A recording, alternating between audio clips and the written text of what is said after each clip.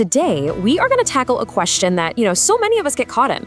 Why do really intelligent, resourceful, and capable people find themselves completely and utterly stuck? Let's get into it. Have you ever wondered about this? I mean, you look at someone, or hey, maybe it's you, and they are so strong, they're so gifted, but they just keep ending up in the same kind of broken relationship, the same exhausting cycle.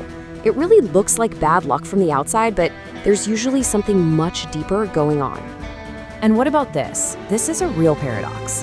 The more things seem to fall apart, the tighter some people grip. It's like they double down on the very thing that is not working, trying to force a reality into existence that just refuses to cooperate. It's so confusing, and honestly, it is absolutely exhausting to live that way. But hang on, let's just pause and consider something for a second. What if the entire way we're looking at this is wrong? What if the problem isn't some deep, fundamental flaw in who you are? Maybe you're not actually broken. Maybe you're just out of alignment.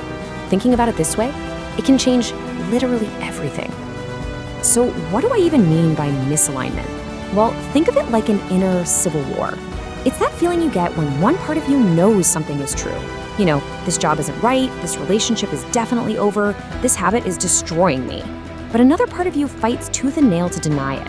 That tension, that internal friction, that's dissonance.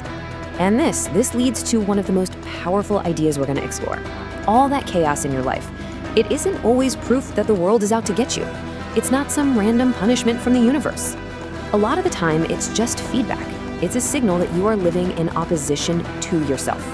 And here's where we can really start to reframe our suffering. See, punishment feels like it comes from the outside, right? It feels unfair and cruel, and it carries this message that you are fundamentally bad. But feedback? That's internal. It's informative. It has a pattern to it. It's trying to correct your course, and all it means is that you're divided. You see the difference? One is a verdict. The other is a guide. So, how does this inner war actually create so much outer chaos? Well, it isn't random. It actually follows a really predictable cycle, a pattern that, honestly, many of us are living inside of without even realizing it. So let's break that down.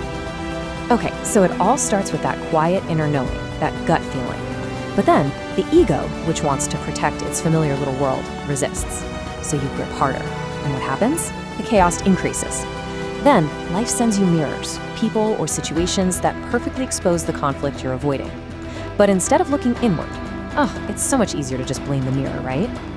And finally, to escape the pain of this internal split, you numb out, you distract, you avoid. Does any of this sound familiar? Let's really zoom in on that idea of mirrors, because this is probably one of the hardest, but also one of the most liberating concepts to really grasp. The people and the situations that we point to and say, that's the problem, are often just showing us where the real problem is. Just think about that for a second. Now, this doesn't mean other people can't hurt you. Of course they can. People can absolutely do harm. But it means that even when someone else is totally in the wrong, what they reveal in us still matters. They often just put pressure on a fracture that was already there. And this is how the whole shift happens. The blame story always says, they did this to me, which by definition makes you a victim. But the mirror revelation asks a different question. What did this experience show me about myself?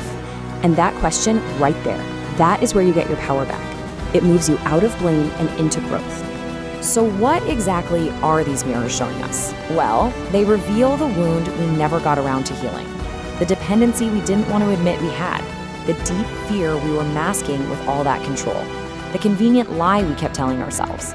Or maybe it's that emptiness we were trying to fill with another person.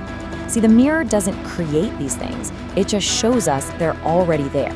When we refuse to look in the mirror, what we do is we chase relief instead of peace. But listen, they are not the same thing.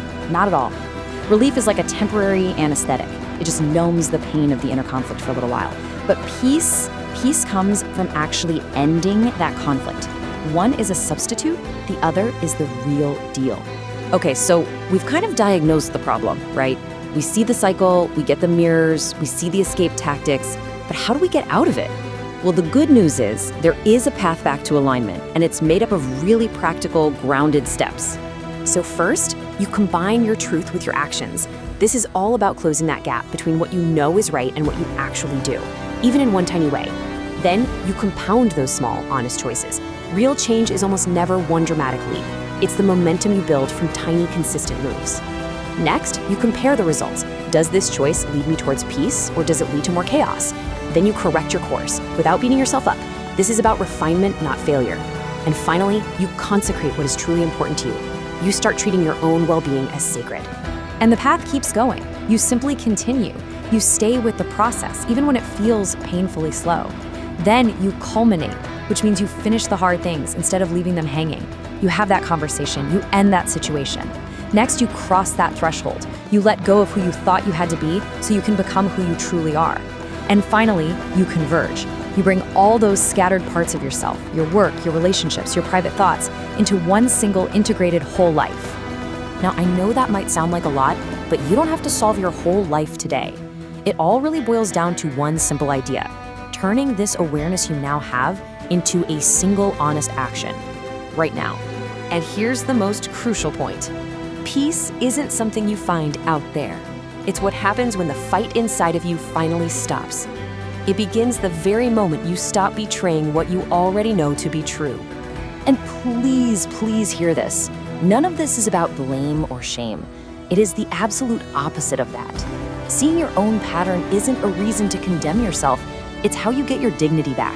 It means you are no longer just a victim of your experiences.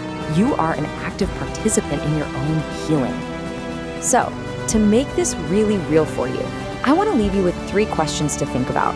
Number 1, where in my life am I fighting what I already know is true? Number 2, what chaos in my life might actually be feedback? And number 3, what would it look like to just stop blaming, stop gripping, and start aligning? So here is the final takeaway.